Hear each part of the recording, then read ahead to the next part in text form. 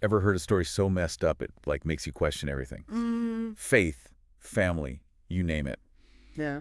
Today we're going deep on this Chad Daybell trial. Okay. It's one of those cases where, like, religious extremism just took a dark turn and two innocent kids end up dead. Right. But we've got the courtroom stuff, the testimonies.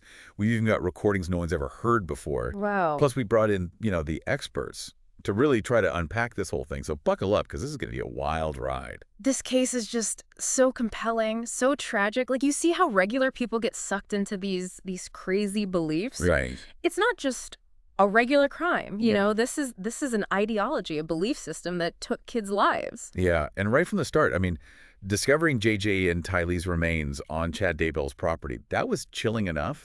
Yeah. But the way their bodies were, handled, that's where it gets really unsettling. Oh, how so?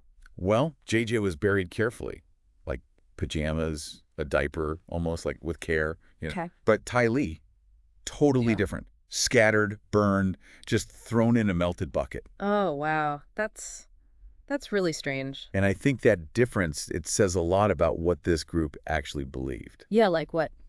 Well, there was testimony about Chad Daybell's whole light and dark rating system for people, basically deciding their spiritual worth.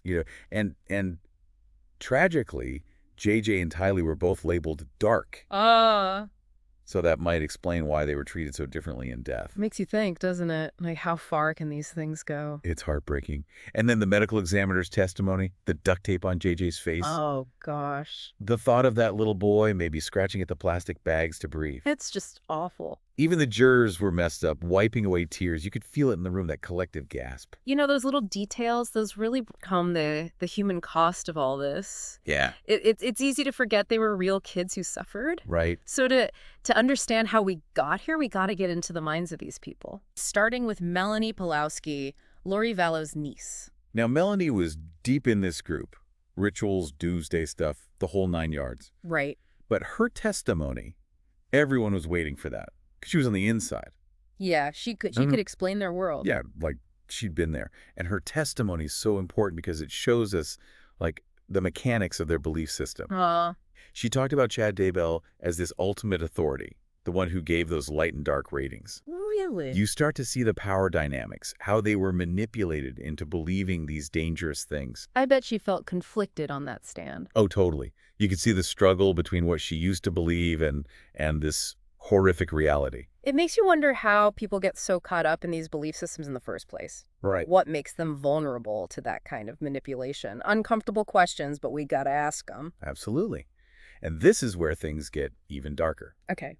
Melanie's husband, Ian, he starts having doubts about the group, especially about his own kid's safety. Oh, man. So he did something really brave. Yeah. Started secretly recording conversations for the FBI. Wow. And what he got is chilling. I bet. These recordings, they show us their paranoia, how bizarre their ideas had become. Like what? Give me an example. There's one where Lori and Chad are talking to Melanie like they're her dead kids. No way. Yeah, they're calling themselves daddy. Oh, that's creepy. It's like next level delusion, Yeah. Fascinating and disturbing at the same time. Yeah, I can see that. And the things they say. The police are liars and dark doomsday prophecies, plagues, Rexburg's gonna fall. Just nuts. Oh, so they're like totally detached from reality at this point. It's like watching a slow motion train wreck right in front of you. And they believe it. Yeah. And then Chad gives this blessing to Melanie and Ian. Claims he's cleansing the earth. He's the genesis of the 144,000 chosen to bring in a new age. That's a lot. It's textbook cult leader stuff. That grandiosity, their divine mission, is how they control people, promising salvation while justifying terrible things. Yeah, it's a classic pattern. It's like something out of a dystopian novel, but it happened, right here. It can happen anywhere. And we've only scratched the surface. There's more. Oh, yeah. Oh, boy. We'll be right back to keep going on this Chad Daybell trial. Don't go anywhere. It's wild, right? These people, families, jobs, they seemed normal. Yeah, totally. Makes you wonder, could this happen anywhere? Could someone I know, could they get caught up in something like this? Oh, absolutely. That's what's so fascinating and so scary about this case. It shows us how how easily we can be manipulated, you know? Yeah, yeah. Chad Daybell, he was a master at finding people's weaknesses, their vulnerabilities, and he exploited them. Right, right. He gave them this sense of belonging, Yeah. purpose. The world's chaotic, things are uncertain, and he offered them certainty. Exactly. And for some people, that's irresistible. It's like a lifeline. And then once they're in, it's like confirmation bias takes over. Oh, yeah. Totally. They only see what they want to see, what reinforces their beliefs, and ignore everything else. Like they're wearing blinders, you know? Yeah, exactly. Like the kids are missing, right. Right. And they're living these double lives, preaching about righteousness and light, but involved in something horrific. It's this huge disconnect between what they're saying and what they're doing. It's one of the most confusing things about this whole case. Yeah, totally. It shows how powerful self-deception can be. Like, we can convince ourselves of anything if we want to. Even the most disturbing stuff. Even the most disturbing stuff. And speaking of disturbing, we got to talk about these casting rituals that Zulma talked about. Oh, right, right. So Lori and Chad, they believed they could cast out demons from people. They decided who was worthy of salvation, who was dark. Well, they were judge and jury. Exactly. It's a huge part of their belief system. And they used it to justify all kinds of things. They labeled someone dark or possessed, and that created this fear, this urgency, so their followers would depend on them for protection. Oh, so they created this whole world where they were in control. Like, they were the ultimate authority on good and evil. Exactly. And the consequences were real. Oh, yeah. Zulma talked about the botched casting attempt on Tammy Daybell, Chad's wife. And then after she died, they claimed they did another casting, and this time it worked. Ugh, it's so messed up. They actually believe they could influence life and death. It's a dangerous delusion, you know? And it's not new. This kind of thinking has led to terrible things throughout history. Yeah, yeah. It shows how important critical thinking is, like questioning authority even when it comes to faith. Right, right. We can't just blindly follow anyone who claims to have all the answers. Exactly. We got to be wary of people who say they have a monopoly on truth and morality, especially when their actions don't match up with their words. It's a tough lesson, but an important one. This stuff can happen anywhere, even now. And the consequences can be devastating. Yeah. And we're not done yet. There's another side to this story, another witness who gives us a different perspective on Chad Daybell and what this group was really all about. Yeah, Zulma, Alex Cox's widow. Alex was Lori's brother, and he was right in the thick of it. Right, right. And Zulma's testimony gives us this inside look at their logic, how much they believed in Chad Daybell's powers. It's a piece of the puzzle we can't ignore. You definitely don't want to miss this. Stick with us as we keep going on this Chad Daybell trial. Okay, so we're back, and like we promised, let's get into Zulma's testimony. Alex Cox's widow, remember Alex was Lori's brother. Right in the middle of it all. And her testimony, it gets into Chad's supposed supernatural abilities. Like, this was a big part of their whole belief system. Yeah, Zulma said Chad could see people's past lives, that he could access this book of life, decide who was worthy or whatever. It sounds crazy, but Zulma, she believed it. Yeah. And this wasn't just, like, harmless talk. These beliefs had real consequences. That's the scary part. They weren't just ideas. They were used to justify things, to manipulate people, and, well, to hurt those kids. Exactly. Zulma even described how Chad used these supposed powers to control people, make them afraid and dependent on him. Classic cult leader move, right? Totally.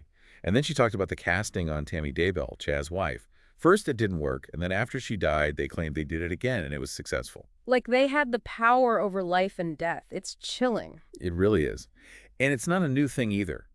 This kind of thinking, this belief that you have the ultimate authority, it's led to some of the worst things in history. Absolutely. It's a reminder that we can't just blindly trust anyone who says they have all the answers. We have to think for ourselves, question things, even when it comes to faith. But even with all the evidence against Chad, his lawyers tried to skin a different story, right? Yeah, they called his own kids to the stand, tried to paint him as this loving dad, you know, someone who could never do what he was accused of. It seemed like they were trying to make the jury see him as a human being, not just this manipulative cult leader. It's a common tactic. They weren't necessarily trying to prove he was innocent, just create enough doubt to maybe sway the jury. But it didn't work. The jury found him guilty. First-degree murder, all the charges. It shows how strong the prosecution's case was. The evidence, the testimony, those recordings, it all pointed to Chad's guilt. It's a victory, but it's also so sad. JJ and Tylee are gone. and their families are left with this unimaginable pain. This whole case is just a tragedy. It shows how fragile life is, how dangerous these kinds of beliefs can be, and it reminds us to protect people from being manipulated and abused. So where do we go from here? What does this case mean for us? Well, it's definitely started important conversations about faith, about charismatic leaders, about thinking critically and not just taking things at face value. And we need to be more aware of mental health issues, the things that make people vulnerable to this kind of manipulation. Yeah, there's a lot to unpack here. It's complex, no easy answers. But the Chad Daybell trial, it's something we'll be talking about for a long time. It's a chilling reminder that darkness can hide anywhere, even in seemingly normal lives. And we have to be vigilant, protect the vulnerable, and stand up to anyone who tries to exploit others. Well said. This has been a heavy one, filled with disturbing details and so many questions about, well, about human nature. We've gone through the evidence, the testimonies, the legal stuff, and what this case means for all of us. But the conversation doesn't stop here. Keep talking about it, share your thoughts, engage with these issues. It's important. Knowledge is power. By understanding how extremism and manipulation work, we can help prevent tragedies like this from happening again. Thank you for joining us on this deep dive. We'll be back soon with another topic that matters.